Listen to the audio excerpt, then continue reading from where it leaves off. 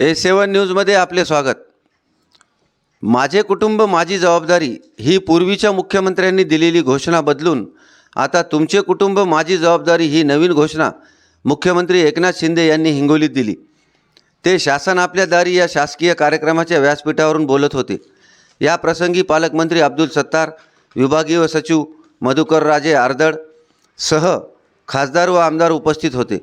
मुख्यमंत्री एकनाथ शिंदे यांनी शासन आपल्या दारी ही नवीन संकल्पना राज्यात राबवली। या अंतर्गत हिंगोली जिल्ह्याचा कार्यक्रम रविवार हिंगोली शहरातील रामलीला मैदानावर पार पडला। आपल्या या संकल्पनेतून बोलताना मुख्यमंत्री म्हणाले की शासकीय योजनांचे लाभ सहसा शेवटच्या लाभार्थ्यापर्यंत पोहोचत नव्हते, त्यामुळे ही अभिनव संकल्पना राबविण्यात येत आहे। आजपर्यंत राज्यात 22 कार्यक्रम झाले असून 5,65,00,000 लोकांना शासकीय योजनांचा लाभ मिळाला असल्याचे मुख्यमंत्री म्हणाले। हिंगोली जिल्ह्यात 13 लाखापेक्षा अधिक लोकांना विविध शासकीय योजनांचा लाभ मिळाला असल्याचे सांगून शासकीय योजनांचे घरपोच लाभ देणारे हे देशातील पहिले सरकार असल्यामुळे आता यापुढे तुमचे कुटुंब माझी जबाबदारी अशी आपली घोषणा राहणार असल्याचे ते म्हणाले। या योजनेमुळे लाभधारकातील समाधान पाहून इतर राज्याच्या मुख्यमंत्र्यांनी याबाबत आपल्याकडून माहिती घेतली असून ते सुद्धा ही योजना राबविणार असल्याचे त्यांनी सांगितले। राज्यात आपले सरकार स्थापन झाल्यापासून मंत्रिमंडळाच्या 55 ते 60 बैठका घेण्यात आल्या। या बैठकांमधून जवळपास 500 निर्णय घेण्यात आले। हे सर्व निर्णय जनतेच्या कल्याणासाठी घेण्यात आल्याचे त्यांनी सांगितले। राज्यात महायुतीच्या शासन काळात सर्वसामान्यांसाठी अत्यंत महत्त्वाचे निर्णय घेण्यात आल्याचे सांगून या शासनाच्या कामगिरीची ग्रीनिज बुक ऑफ वर्ल्ड रेकॉर्डमध्ये नोंद झाल्याचेही त्यांनी सांगितले।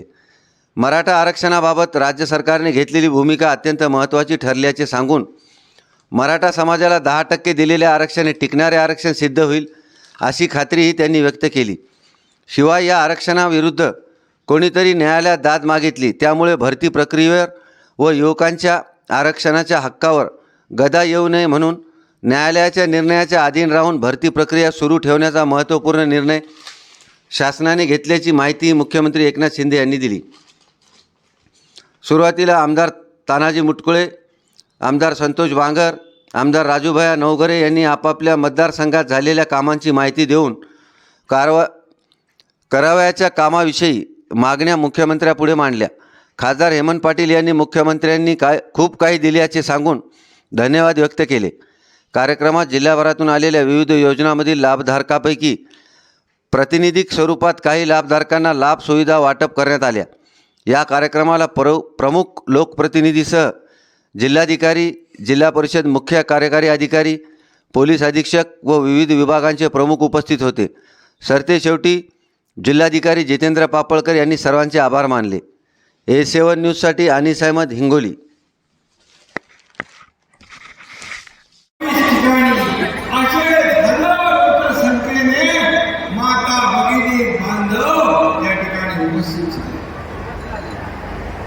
आणि म्हणून आज आपला महायुती सरकारवर असलेला विश्वास बघा, हा विश्वास आपण या ठिकाणी व्यक्त केला आहे। प्रेमाने आपण येता रस्त्यावर मी पाहतो की दोन्ही बाजूला लोक उभे असतात आणि हा विचार करता आपण हा मुख्यमंत्री आपला हा सर्वसामान्यांचा मुख्यमंत्री आहे, मग हसत मुखाने आपण स्वागत करता। म्हणून मी तुमचं दर्शन घ्यायला इथं आलोय, आपल्याला भेटायला, आपल्याला बोलायला।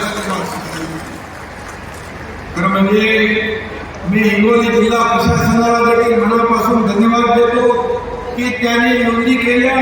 जवळपास या हिंगोली जिल्ह्यात 13,70,230 लाभार्थ्यांना त्यांची नोंद झालेली आहे।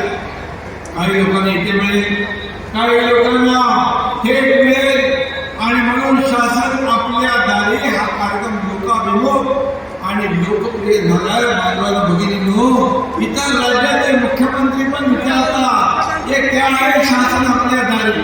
त्यांना आम्ही सांगतो शासन अपने द्वार पे ये उनको यहाँ पर त्यांना आपल्या चक्रा मारायला लागू नये म्हणून सगळ्या योजना ज्या आहेत, कुणाचे दाखले असतील, पुन्हा आपण पिकाची गिरणी असेल, ट्रॅक्टर असेल, हार्वेस्टर असेल, आवर क्लिअर असेल, रेशन कार्ड असेल, शासकीय प्रमाणपत्र असेल, मतदार नोंदणी असेल, आधार नोंदणी असेल, प्रधानमंत्री मातृवंदना योजना असेल, कुटुंब कल्याण योजना असेल, कुपोषित बालकांची तपासणी असेल, जन्म मृत्यू प्रमाणपत्र असेल, कन्या समृद्धी योजनेचे लाभ असतील, कर्ज मंजुरी, विवाह नोंदणी, जमीन मोजणी, भूमापन, प्रॉपर्टी कार्ड ही कामं भांडवल एका छताखाली आपण करतो.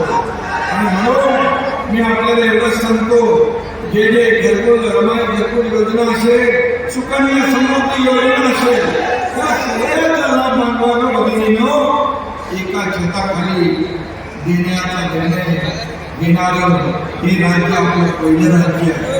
देशामध्ये पहिलं राज्य आहे की अशा प्रकारच्या योजना मिळून 5,60,00,000 लोकांना या ठिकाणी लाभ मिळाला. गेल्या 1.5-2 वर्षात आपण कामात एवढा धडाका लावलाय, या धडाक्याच्या आवाजात महाआघाडीच्या लौकिक फटाक्याचा आवाज येतो का? आपल्या कामाच्या धडाक्यात महाविकास आघाडीच्या लौकिक फटाक्याचा आवाज येतो का? कारण आपलं फटाका काम होतं. आणि म्हणून महाआघाडीतले सगळे फटाके एकत्र आले तर त्यांचा आवाज बाहेर निघत नाही. आणि म्हणून मी त्याच्यावर काही राजकीय बोलू इच्छित नाही, परंतु सगळे रोज सांगतात मी मरताय कशासाठी. मी ते काय बोलत नाही, मी तर काय दुसरं काय आरोप पण करत नाही, पण तुम्ही आपल्या कार्यकर्त्यांना